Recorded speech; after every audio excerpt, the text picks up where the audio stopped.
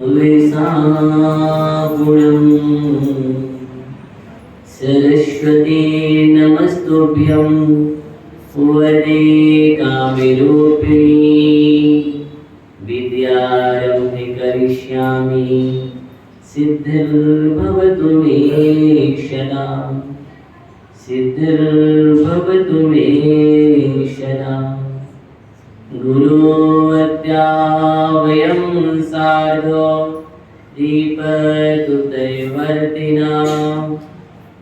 वन्दामहे त्रिसंख्योने नवकोटिमुनीश्वरान् नवकोटिमुनीश्वरान् नवकोटिमुनीश्वरान् अनंतानंद सिद्ध परमेष्टि भगवान की जय। देवादेव प्रेक्षक मूलनायक भगवान वास्तु स्वामी की जय। परमनिष्ठ शांतिनाथ भगवान की जय। सरसन नायक भगवान महावीर स्वामी की जय। परम पूज्य आचार्य भगवान कुंद स्वामी की जय। परम पूज्य आचार्य भगवान गणाचार्य गुरुदेवराज जी महाराज की जय। परम पूज्य आचार्य भगवान विशुद्ध सागर जी महाराज की जय। दाईदीप में विराजमान देवी कमनौ कोटि मुनिराजों की जय। राजस्थान जिनवाड़ी माता की जय। महाराज की जय। संघ की जय।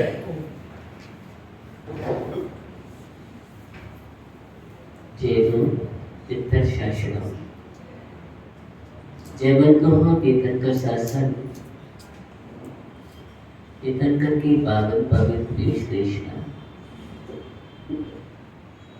हम सभी के लिए कल्याणकारी हो। हम निरंतर देख रहे हैं जीवन में समस्या है लेकिन समाधान भी है। आते हैं जीवन में परिस्थितियां भी आती हैं, सुख भी आते हैं, दुख भी आते हैं और ये सभी एक सिक्के के पहलू हैं। ऐसा किसी का जीवन नहीं था जो सदाबहार हो। ऐसा कोई भी जीवन नहीं है जिसके जीवन में दुख ही दुख हो और ऐसा कोई भी संसार में जीवन नहीं है जिसके जीवन में सुख ही सुख हो। अगर जहां सुख ही सुख होता है उसका नाम तो मोक्ष है और जहां दुख ही दुख है उसका नाम नरक है।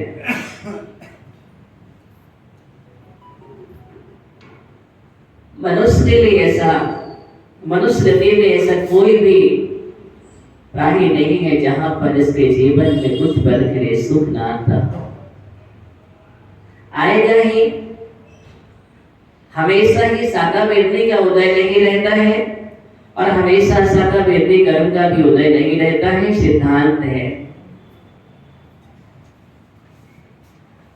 सभी के जीवन में हम जब देखते हैं तो कल बतलाया था कि तीर्थंकर पर भी उपसर्ग हुआ है। तीर्थंकर जैसे जीव के लिए 13 महीने के बाद आहार होना है, इतना प्रबल अत्रय कर्म का उदय हो गया। तो फिर हम कहाँ हैं, इस पर हमें विचार करने की आवश्यकता है। लेकिन प्रश्न चिन्ह वहां होता है जब हम दुख, तकलीफ, समस्याएं, विपत्तियां इनको देख करके घबराने लगते हैं। अभी तो हमारा स्वभाव घबराने का नहीं है, उन समस्याओं से क्षमता से पार होने का है। पार होना ही हमारा पुरुषार्थ है। पार होना हमारा पुरुषार्थ है और पानी की तरह बिखर जाना ये तो हमारा कोई मनुष्य का पुरुषार्थ नहीं है। हम कभी कभी घबरा करके कई बार अपनी आस्थाओं को तोड़ देते हैं, कुछ विपत्तियों में अपने वीतराग दरबार से बाहर पहुंच जाते हैं। कुछ लोगों की आस्थाएं बिखर जाती है। कुछ लोग कहते हैं इतने दिन से तो मैं पूजन पाठ कर रहा हूं, करने के बाद क्या मिला? कुछ लोग कहते हैं मैं बहुत समय से जाप कर रहा हूं, क्या मिला जाप करने से? महाराज को इतने समय से मैं आहार दे रहा हूं, क्या मिला उससे? कुछ नहीं मिला, हताश हो जाता है। इसका ये मतलब है उस जीव ने कर्म सिद्धांत को समझा ही नहीं है। और जीवन में जब कर्म सिद्धांत समझ में आ जाता है, ये पल भी शाश्वत नहीं है। प्रकृति का भी परिणमन होता है, पर्याय का भी परिणमन होता है। जब प्रकृति भी शाश्वत नहीं है तो हम कहां शाश्वत होंगे?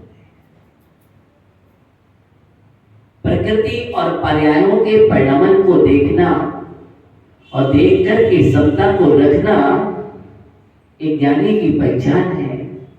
और प्रकृति और पर्याय के परिणमन को देख करके विवल हो जाना, विषादग्रस्त हो जाना, अपनी समता को खो बैठना, ये अज्ञानी की पहचान है। इसकी पहचान है, ये अज्ञानी की पहचान है।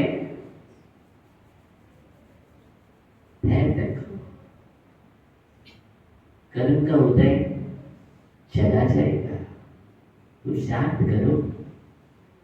क्या करो? कर्म के उदय में पुरुषार्थ करना। जितना भी महापुरुषों का हम चरित्र पढ़ते हैं, उन्होंने कर्म के उदय में पुरुषार्थ किया है, किसी को दोष नहीं दिया है, किसी को भी दोष नहीं दिया। अंजना को भी निकाल दिया गया, सासू ने भी निकाला, वहां भी स्थान नहीं मिला। और उधर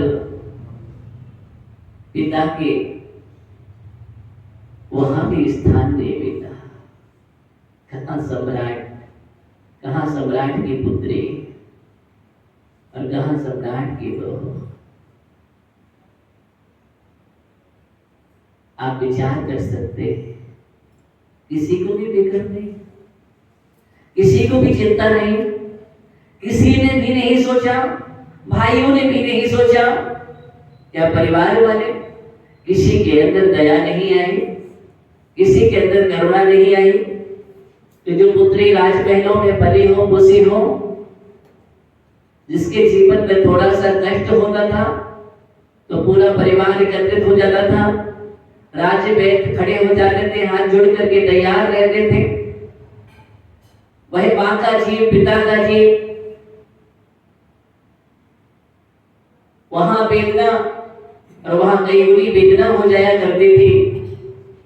कहां गया वह लाड और कहां गया वह प्यार, कहां गई दया और कहां गई करुणा? कितना आप कहेंगे इतना पत्थर दिल, जो हृदय कभी नवनीत के समान था, तत्काल पिघल जाया करता था, आज वह पाषाण की तरह कैसे हो गया? कैसे हो गया? कोई साथ में नहीं है, एक सखी सिर्फ साथ में है, साथ दिया उसने दिया है, चली जा रही है। पल पल में कलम बढ़ाते बढ़ाते थक जाती है, फिर बैठ जाती है, फिर करुण विलाप करने लगती है। ऐसे रोती है कि पशु पक्षी भी रोने लगते हैं उसकी करुणा को देख करके। ऐसा क्रंदन। लेकिन और किसी को सुनाई नहीं दे रहा है। क्या है आखिर? यही कर्म सिद्धांत है। ये बतलाइए, जब आदिनाथ भगवान विधि लेकर मुद्रा लेकर के निकल रहे थे, उस समय सौधर्मित कहाँ गया था? कहाँ गया था सौधर्मित? जो गर्व से लेकर हर से हाथ जोड़कर के खड़ा रहता है सेवा में, सौधर्मित जैसा इंद्र सुर के देव हाथ जोड़कर के खड़े रहते हैं किंकर वक्त। लेकिन उस समय सौधर्मित कहाँ? कहाँ भरत चक्रवर्ती है? भरत चक्रवर्ती 6 घंटे का अधिपति है, जिसका पुत्र है। लेकिन उस समय किसी की प्रज्ञा काम नहीं कर रही है। ध्यान रखना, जबकि सौधर्मित अवधि ज्ञानी है, लेकिन उस समय अवधि ज्ञान भी कार्य नहीं कर रहा है। क्या? एक कर्म की बलवती। जब कर्म बलवान होता है ना, उस समय किसी की प्रज्ञा काम नहीं करती है। जब तुम्हारे कर्म का तीव्र उदय होता है ना, तुम्हारा भी भाई तुम्हें ही भूल जाता है, भूल जाता है। उससे पूछो, तू कहीं किसकी बात कर रहे हैं आप? हाँ, एक समय जो अभिन्न दिख रहा था, अभिन्न दिख रहा था, एक पल नहीं रहता था तुम्हारे बिना, भाई के बिना। एक साथ थाली में भोजन करता था, एक साथ रहता था, लेकिन दूसरे क्षण में ऐसा कि सब भूल गया। हम उसे विभीषण की बात कर रहे हैं। पद्म पुराण को पढ़ो कभी। जैसे ही सुना था कि रावण की मृत्यु दशरथ के पुत्र और जनक की पुत्री की निमित्त से होगा।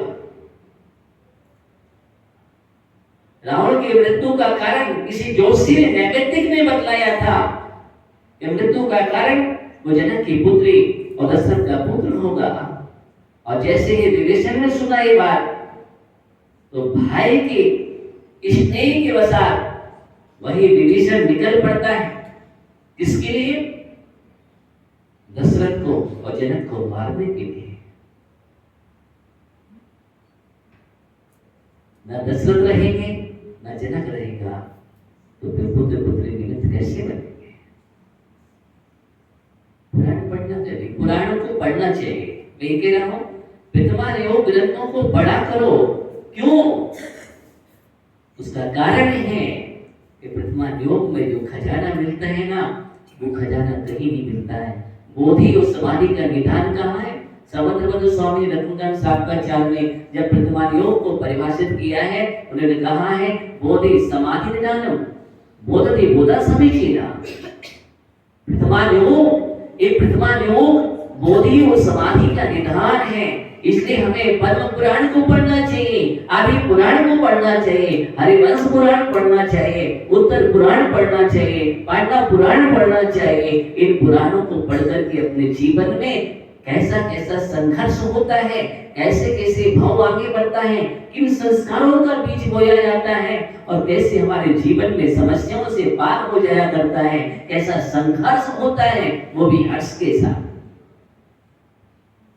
किसके साथ? कैसा होता है, कैसे कैसे प्रकृति को चलाती है और कैसे कैसे कर्म परिणत करता है और कैसे कैसे उत्थान होता है एक जीव का और आत्मा भगवान बनती है, तो कैसे बनती है, पूरा प्रैक्टिकल दिखता है वर्तमान योग में। इसलिए सबसे पहले बात कही वर्तमान योग का स्वाध्याय करो। इसका करो कम से कम हर व्यक्ति के लिए पद्म पुराण, आदि पुराण, हरिवंश पुराण, ये 3 बड़े पुराण तो पढ़ ही लेना चाहिए।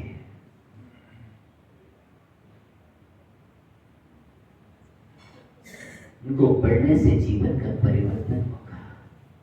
क्या होगा? ये गारंटी है, इनको पढ़ने से जीवन का परिवर्तन हो जाता है। और ऐसा परिवर्तन होगा तुम्हारे जीवन में, ऐसा पुरुषार्थ जगेगा और समता का परिणाम जगेगा। अपने आप को संभालने का जो हौसला मिलता है, जो विवेक मिलता है, वो हमें मिलता है पुराणों से।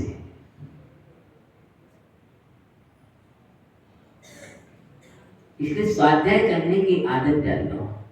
ऐसा ना हो जाए कि ग्रंथ अलमारी में ही रखे गए। आज यही हो रहा है। कितने लोग पढ़ रहे हैं, कितने लोगों को समय मिलता है पुराण पढ़ने का या ग्रंथ पढ़ने का, अलमारियों की शोभा बढ़ा रहे हैं। पहले एक नियम था, समय था कि सभी लोग बैठ करके शास्त्र पढ़ा करते थे, सुना करते थे, वचन का चलती थी, हर मंदिर में वचन का चलती थी। एक साथ स्वाध्याय करने का क्रम था। पूजन अभिषेक करने के बाद एक साथ सभी पुरुष वर्ग बैठते थे। प्रतिदिन नियम है कि स्वाध्याय की गति चलती है। आज भी चल रही है, बहुत स्थानों पर आज भी है और बराबर चल रही है कि सब अभिषेक पूजन करने के बाद बैठेंगे एक साथ, स्वाध्याय कक्ष में जाएंगे, सभी लोग स्वाध्याय करेंगे, तत्व चर्चा करेंगे, उसके बाद ही निकलेंगे। महिला वर्ग अपना अलग अलग ग्रुप बना करके एक साथ पढ़ते हैं। ये संस्कार होना चाहिए, बहुत जरूरी है। और यही संस्कार काम में आएंगे। ये काम में नहीं आएगा बोले हम मोबाइल में देख लेते हैं, मोबाइल में पढ़ लेते हैं। अरे मोबाइल का नाम ग्रंथ नहीं है, जिनवाणी नहीं है। और आपका जितना उसमें जीवसम नहीं बढ़ेगा, उतना विवेक नहीं रहेगा, उतनी विनय नहीं रहेगी, उतनी मर्यादा नहीं रहेगी। जो ग्रंथ को खोल करके मर्यादा होती है, शिष्टाचार होता है, विनयाचार होता है, और जो खुद की विनय होती है, इतना शिवसम ज्ञान बढ़ता है, ग्रंथों के माध्यम से बढ़ता है। इससे बढ़ता है, ग्रंथों के माध्यम से बढ़ता है। इसलिए हम ग्रंथ खोल करके पढ़े, संस्कार डालें। ऐसा ना हो जाए बस हमने अर्घ चढ़ाया चल रही है, नहीं, इतना मत करो। अर्घ चढ़ाने बस से काम नहीं चले। कुछ लोग तो झुक भी नहीं पाते भगवान के पास, झुक भी नहीं पाते, खड़े खड़े सलूट करके चले जाते हैं। क्या विनय है। देव शास्त्र गुरु देवादिदेव जैसे परमात्मा के पास कम से कम गवासन कर बैठ करके नमस्कार करो, गायत्री करो, वंदना करो, तब तुम्हारे कर्म की चपड़ा होगी, पाप कटेंगे। ऐसा नहीं है, विनय तो नहीं है। खड़े होके ये विनय नहीं है, कहीं किसी ग्रंथ में नहीं लिखा ये खड़े होके विनय करना। झुको, झोली भरो। क्या करो? झुकोगे तो झोली भरोगी, और नहीं झुकेंगे तो काम नहीं चलेगा। अब इन्हीं की समस्या है, वो बात अलग है। अब जिनकी कमर ही नहीं झुक पा रही है, घुटने नहीं कर रहे हैं, फिर भी वो प्रयास करना चाहिए। हो सकता है भगवान के दर्शन करने से, झुकने से ही सकता। हाँ, अब तो बहुत सारे लोगों को देखते हैं, कल ही देख रहे थे, एक दर्शन कर रहे, इतने यंग है, आराम से। क्या है दर्शन के लिए? यहां से प्रवेश किया, 1 घंटे लगेगा बाहर। वाह, ये कौन सी ड्यूटी है? 24 घंटे में जब भगवान के पास एक घड़ी भी न दे सके, कितना? 1 घड़ी भी नहीं भगवान के पास ठहर सके, भगवान के प्रतिबिंब को अच्छी तरह से ना निहार सके, दर्शन हुआ था। दर्शन का मतलब है कि वितरागता की छवि को देखना। क्या करना? वितराग छवि को निहारना, इसका नाम दर्शन है। ये दर्शन नहीं है। क्या है ये? दर्शन नहीं। इसलिए संस्कार ऐसे डालो, कम से कम हर वेदी पर 9 बार नमोकार मंत्र पढ़ो, नवासन से नमस्कार करो। देख तो लो कि शांतिनाथ विराजमान है, कि भगवान महावीर स्वामी विराजमान है। किसी को ये भी पता नहीं रहता। विचार करो, हमने लोग किसको दी, नमस्कार किसको किया? दर्शन झुको, जितने अच्छी विधि से करोगे तभी तुम्हारे जीवन में काम बनेगा। दर्शनम देव देवश्यम दर्शनम पाप नाशिनम दर्शनम स्वर्ग सोपानम दर्शनम मोक्ष साधनम। तभी पाप नाशक स्वर्ग का सोपान मोक्ष का साधन बनेगा। अंधा दर्शन से ड्यूटी हो जाएगी। किसी ने कह दिया जैन है तो मंदिर जाना चाहिए, ठीक है, तुम्हें कह दिया तो आपको क्या है। और कुछ लोग ऐसा करते, दर्पण के सामने पहुंचते तिलक लगाए, देखो ऐसा करके आ गया। ध्यान दो, दर्शन क्या है इस बात को समझो, बहुत जरूरी है दर्शन। बिल्कुल भगवान को देख करके बस मुझ भगवान को निहारो, एक पल निहारो तो कम से कम निहारो। जितना तुम निहारोगे उतना ही तुम्हारे जीवन में लाभ होगा। जितना निहारो उतना लाभ होगा। एकाग्रता पूर्वक जितने ध्यान भगवान की विद्या मुद्रा को ऐसा बसा लो अंदर में, जब जब देखे बस ऐसे वासुदेव भगवान आप देख रहे हैं, क्या मुद्रा है वासुदेव भगवान की। और जिस दिन भव्य वेदी बनेगी ना, और आपके अंदर ऐसा आकर्षण होगा, और अगर इसी के साथ भव्य विशाल वासुदेव भगवान की विधवा जब विराजमान होगी, बाकी करना तो आपको है, मैं तो बात कर रहा हूं। भावना उत्कृष्ट बनना चाहिए और कार्य भी उत्कृष्ट ही करना चाहिए। क्या करना चाहिए? कार्य उत्कृष्ट करना चाहिए। बाहर काम करो, अच्छे से कार्य करो।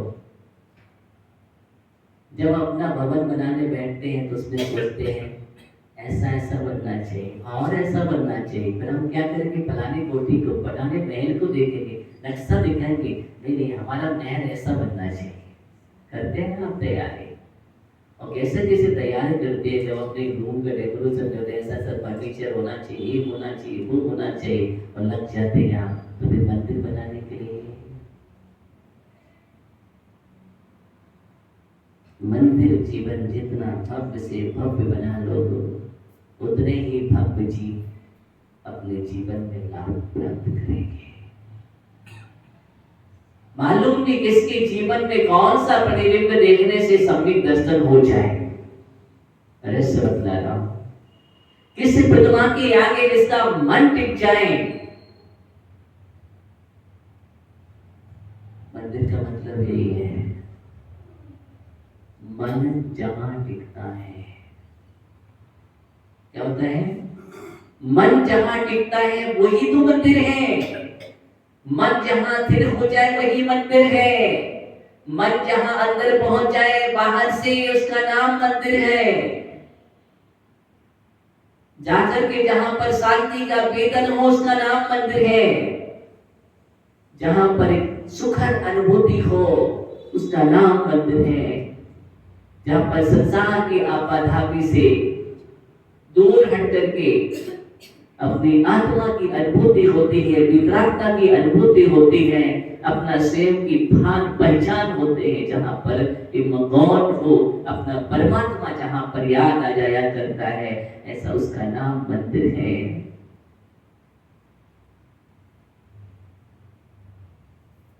तो हम दर्शन करें,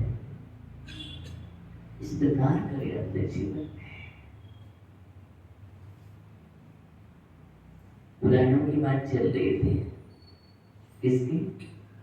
भूल मत जाना। मैं सभी को कह रहा हूं, बार बार कह रहा हूं, अगर आपने नहीं पढ़ा तो पद्म पुराण पढ़ लीजिए। क्या पढ़ लीजिए? शुरू कर दीजिए, आज से ही शुरू कर दीजिए। नहीं पढ़ा हो बैठ करके पद्म पुराण पढ़ो। देखो आखिर जैन ब्राह्मण है क्या। अभी तक तो हमने देखी है, हमें पता ही नहीं कि सही क्या है। शब्द क्या है? क्या राम का जीवन था, क्या रावण का जीवन था, क्या सीता थी, कैसे किसी और क्या क्या जीवन था, पूरा हमें पढ़ करके ही मालूम चलता है। हम सामान्य तरीके से अरे वो तो राक्षस था ऐसे ही बोल देते हैं कई बार, अगर हमने पढ़ा नहीं है। नहीं, अगर ऐसा बोलते तो महापुरुषों का अवहेलना भी हो जाएगा हमारे द्वारा, इसलिए हमें सही पढ़ना चाहिए। क्या पढ़ना चाहिए? 63 साल का महापुरुष है। क्या है? एक बलभद्र है, एक नारायण है, एक पति नारायण है। 63 साल का महापुरुष, विशिष्ट पुरुष कहलाते हैं, महान पुण्यात्मा। इनका जीवन चरित्र सही पढ़ना चाहिए मुझे, और सही बताना चाहिए, और सही श्रद्धा करना चाहिए। और इनसे मिलता है हमें क्या क्या मिलेगा? आप पढ़ो तो, और पढ़ के बतलाना। उसमें सब मिल जाएगा, कर्णा योग भी मिल जाएगा, चरणा योग भी मिल जाएगा, द्रव्या योग भी मिल जाएगा। प्रथमा योग में चारों योग मिल जाते हैं। चारों योग, चारों योग का दिग्दर्शन उसमें अगर मिलता है तो आप देखो तो पढ़ो उपयोग के साथ, उपयोग के साथ पढ़ो। बदल देगा उपयोग के साथ। आज बदल देगा, थोड़ा बदल गए।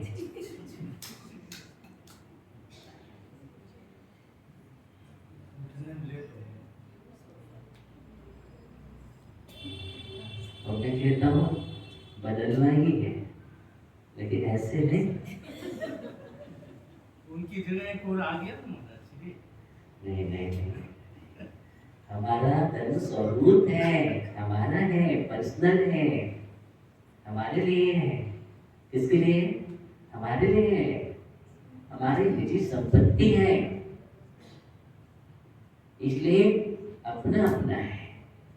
क्या है? अपना अपना है।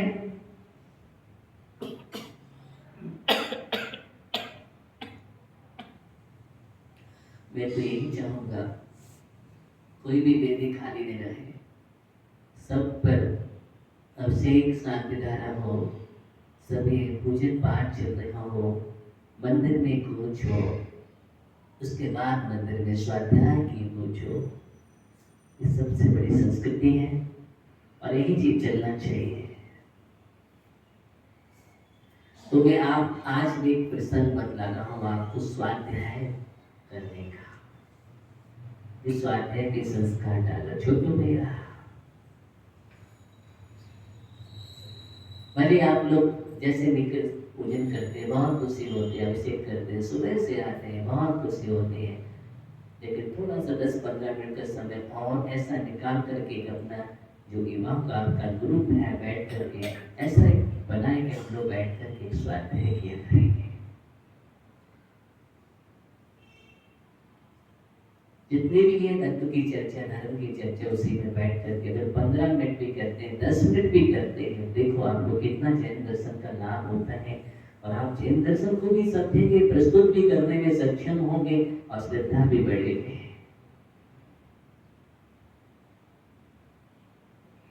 ये आप लोग को विचार, अभी तो प्रवचन चल रहा है, समझो यही स्वाध्याय है। लेकिन उसके बाद भी हम ध्यान रखें कैसा बनाएंगे सिस्टम, इसलिए हम आगे आए। अंजना के जीवन चरित्र की चर्चा चल रही है।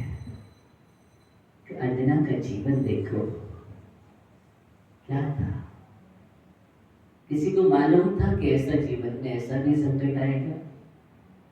अंजना भी किसी अपने जीवन में ऐसी कल्पना कर सकती है कि मेरे जीवन में ऐसा पल भी आएगा क्या? किसी को नहीं। ऐसा कब कर्म का उदय आ जाए, इसी सिद्धांत को मुझे समझने की जरूरत है। इसलिए जब हमारे पास तत्व ज्ञान होगा, तत्व चिंतन होगा, तो हम उन पलों को याद करेंगे और फिर अपने आप को संभाल करके रखेंगे कि नहीं नहीं, ये जीवन ही है, एक हिस्सा है, और इस हिस्से में दुख भी है और सुख भी है। अभी आपने भजन सुना, बस उसी की भी चर्चा कर रहा हूँ। ये दोनों पहलू है, दोनों पहलुओं को जीवन में याद रखना। मालूम है एक बात लिखी है आगम में साधुओं के लिए, और बहुत बड़ी बात को कुछ आचार्य ने लिखी है कि हे साधु, हे योगी, तू अपनी आत्मा को, अपने को दुखों से भावित करो। कैसे करो? दुखों से भावित करो। कितनी बड़ी बात लिखी है। सुखों से भावित मत करो, सुख का जीवन मत जियो। व्यवस्था होना चाहिए, जैसा मैं चाहता हूँ मेरे अनुकूल काम हो जाए तो हम सुखी हो गए, और मेरे प्रतिकूल काम हो रहा है तो मैं दुखी हो गया हूँ। मैंने जो कह दिया मेरे आदेश का पालन होना चाहिए। नहीं नहीं, ये आदेश पालन की भावना भी मत रखो, ये भी कष्टकारी है। तुमने सोच लिया मेरे आदेश का पालन हो और नहीं हुआ तो, इसलिए आदेश पालन की बात नहीं होते साधु जीवन में, उपदेश होता है। क्या होता है? उपदेश होता है, आदेश नहीं होता है। ये आवश्यक नहीं कि आपने कहा और काम हो जाए। मैंने कहा वो मेरी बात नहीं सुनी, इसका मतलब तुम्हें अभिमान है, अभी तुम्हें अहंकार है कि मेरी बात नहीं मानी। तुम्हारा पुण्य होगा, कार्य होगा। क्या होगा? पुण्य होगा तो कार्य होगा, संकेत से हो जाएगा। और पुण्य नहीं होगा तो उधर बचाने से कुछ नहीं होने वाला। ध्यान रखना, अभी तो कर्म का बंध होगा। क्या होगा? कर्म का बंध होगा, तुम्हारा स्वभाव भी नष्ट होगा, तुम्हारी साधुता भी जाएगी, तुम्हारा ही लॉस लॉस है। साधु का सीधा पर्यायवाची नाम है समता। क्या है? साधु का पर्यायवाची नाम समता। जो समता है वो साधु है, जहां साधता है वह समता है। इस बात का ध्यान रखिए। ये विषमता नहीं होती है जीवन में, ये विषमता फिर गृहस्थ में और साधु में अंतर क्या? अगर बात बात पर हम भी रुष्ट हो जाए और आप भी रुष्ट होते हैं तो आप में और हम में अंतर क्या होगा? फिर नमस्ते आप क्यों करते हो? किसके लिए करते हो? इच्छा में किसके लिए करते हो? वंदना किसके लिए करते हो? गुणों की वंदना है। किसकी है? आपके अंदर गुण है जो हमारे अंदर नहीं है, इसलिए हम आपको नमस्कार कर रहे हैं। और हम जैसे आप नहीं तो क्या मतलब हुआ? अधिक गुण है इसलिए नमस्कार है। जघन्य गुणों के लिए नमस्कार नहीं है, उत्कृष्ट है। क्या है? ये उत्कृष्ट है, इसलिए हर साधक को विचार करना चाहिए।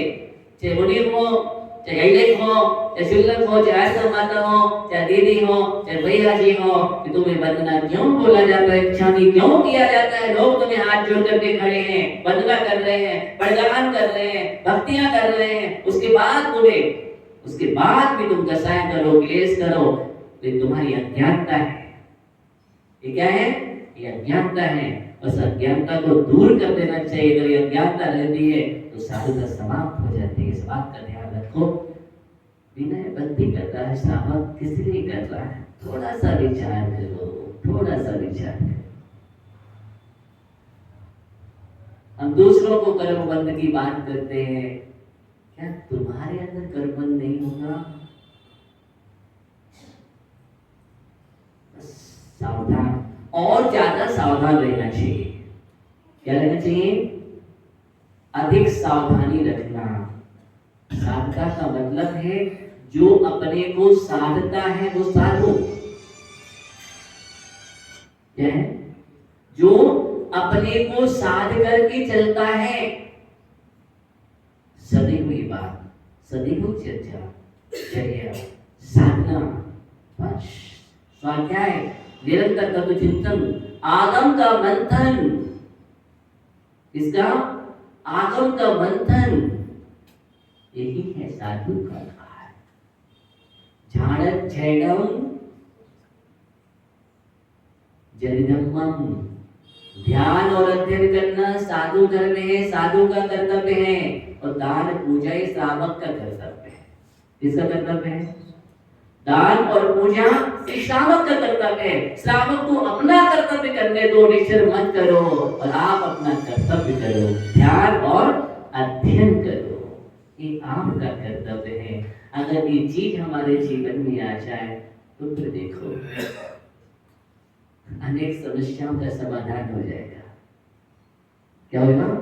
अनेक समस्याओं का समाधान स्वयं हो जाएगा। हम समस्याएं पाल लेते हैं व्यर्थ में। हम समस्याएं तब पालते हैं जब हम एक दूसरे का इंटरफेयर करते हैं, चाहे आपस की हो, चाहे आपस की हो, किसी की भी हो। ऐसी समस्या हमारे जीवन में आती हैं तो हम अपने जीवन में इस बात को समझें, चिंतन करें और कर्म सिद्धांत को पढ़ें, से कल फिर करेंगे, आगे बढ़ेंगे। अंजना का जीवन क्या है और कहाँ पहुंचा और फिर कहाँ से कहाँ पहुंचता है, इसकी भी चर्चा करेंगे। इस कर्म सिद्धांत को मुझे समझने की आवश्यकता है। ओम नमः सिद्धाय।